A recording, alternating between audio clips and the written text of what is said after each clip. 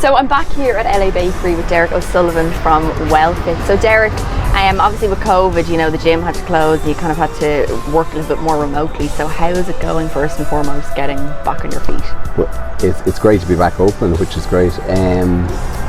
So we opened the bank holiday Monday there 2 weeks ago, and the whole dynamic of the gym has changed completely. We're finding that it's much busier during the day and much quieter in the evenings. So whether people are just used to working remotely and then it can fit it in during the afternoon or during the day, that the evenings they're freed up to go out and socialise or whatever it is, or the sports are all on at the moment too. Like the rugby's going on at the moment, Gaelic, they're all going on, which is unusual at this time of year. So we find that the evenings are that little bit quieter, but in the mornings it's much busier, which is great. And then obviously, of course, this video is for the 75 years of road racing here in Skerries. And I suppose from your point of view, being a personal trainer and having the gym, you see like high performance athletes coming in and out your doors. So I suppose taking the road racer and the level of fitness, I suppose, that they need, the Isle of Man TT is a great example. They could be on a bike for, up to an hour or more. So what sort of level of fitness and training would they need? Yeah, it's a funny one because the lame person may not appreciate what the biker has to do in relation to the grip strength and stuff like that. Yeah. So I had David Lumsden in a few years ago working with him, and it was really interesting to try and kind of imagine, because I'm not a biker, I'm not into it at all myself. So I'm trying to picture what they do and stuff like that and visualize it, and so there's a huge amount of grip strength, and it's muscle endurance as opposed to just an explosive event. So like you said, like they could be on the bike for anything up to 2 hours and stuff like that. So there's a huge amount of fatigue that's going to come in there, and it's not only just basically one race, they could have a couple of races throughout the day.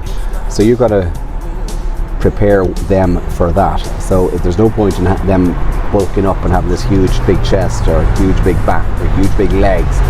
It's got to be sport specific, and that goes with anything, whether it be biking, Gaelic, rugby, soccer, whatever it is. It's very much a specialist sport and stuff like that. So when you're doing it, you're thinking about how do we work the forearms to allow them to build without fatiguing too quickly and stuff like that. So core strength as well is a massive thing, and their back is massively powerful muscle group as well. So they're all engaged throughout, and as well as their thighs and stuff like that. So it's an interesting one, and it's always a nice challenge to get something different, if that makes any sense to you. And then I suppose kind of post race, like obviously you're just talking about the fatigue side of things, like obviously that will come into play. So post race, I suppose, and even like any sport, not just motorbike racing, what would these kind of athletes have to do to kind of recover, I suppose, after an event like that? And again, a lot of those events are over 2 days and stuff like that, so they got to prepare that as well, that they've got to have a quick recovery as well. So the best recovery, in my opinion, would be to have a deep tissue massage. People talk about ice baths and cryotherapy and stuff like that, but it's actually unproven. Right. Okay. People will go with it and stuff like that, but dipping the sea is another great one. But for me, the deep tissue massage and stuff like that, so it's great recovery, helps. Well, thank you very much, Derek, for giving us a little insight into kind of the behind the scenes, I suppose, of the athletes and their performance and different things. You're very welcome. And hopefully this time round you'll get to stay open. Yes, that's the hope. Yeah.